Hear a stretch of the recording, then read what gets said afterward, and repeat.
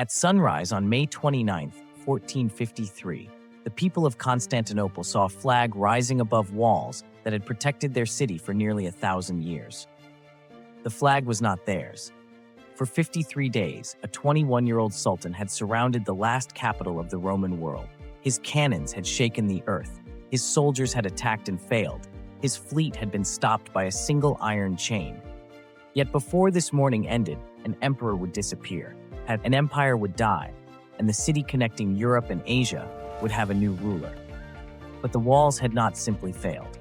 Mehmed II had done something his enemies believed was physically impossible. To understand it, we must return to the night before the siege. Constantinople was more than a capital. Founded as the imperial city of Constantine in the 4th century, it had survived sieges, invasions, revolts, and dynasties. Its position controlled the passage between the Black Sea and the Mediterranean. Whoever held it could influence trade, armies, and diplomacy across 2 continents. But by 1453, the Byzantine Empire had collapsed into a shadow of its former territory. Constantinople remained enormous, yet much of the city inside its walls was sparsely populated. Emperor Constantine XI ruled little beyond the capital and parts of the Peloponnese. The city looked powerful from the outside. Inside, it was running out of people, money, and allies. And across the Bosporus, a young ruler had already begun closing the trap. If you enjoy history told through the moments that changed the world, subscribe and let us enter the final days of Constantinople. Mehmed II had first taken the Ottoman throne as a teenager. When he returned to power in 1451, many European observers underestimated him.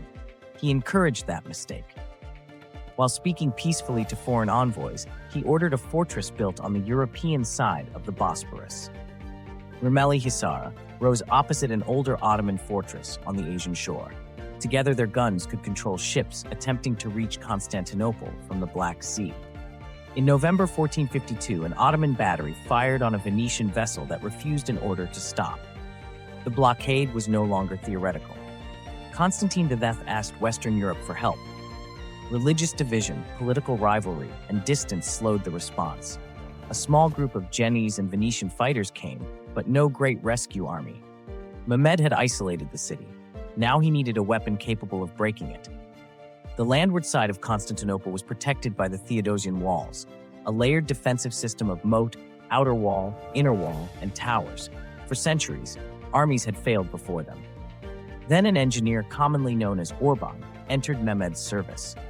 He helped produce enormous bombards designed to fire heavy stone balls.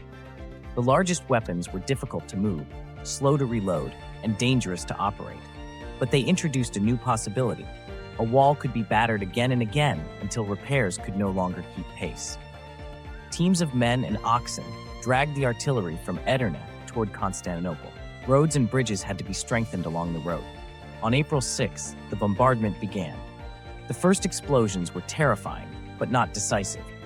Every night, defenders filled damaged sections with earth, timber, stone, and anything else they could carry. Mehmed's greatest weapon could wound the walls. It could not yet open the city. The defenders were badly outnumbered.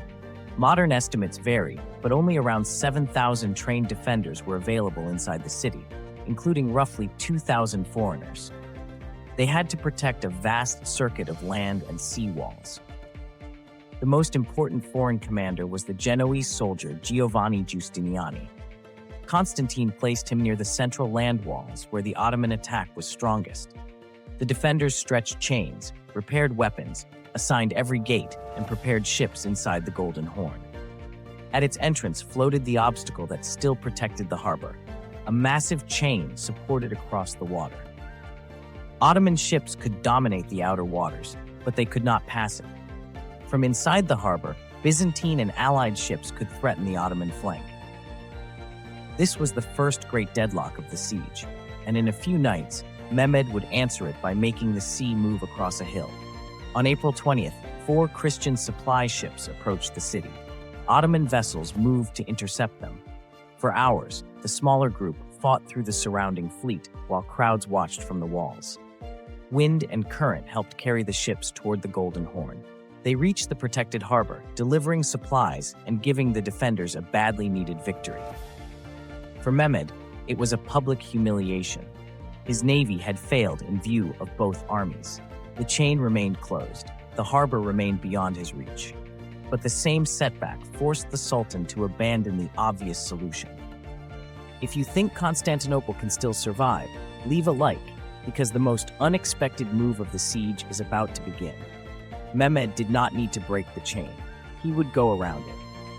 During the night of April 21st into April 22nd, Ottoman crews prepared a route behind the Genoese settlement of Galata. Wooden tracks were laid over the ground and greased to reduce friction. Then ships were hauled from the Bosporus, across the heights, and down into the Golden Horn behind the chain.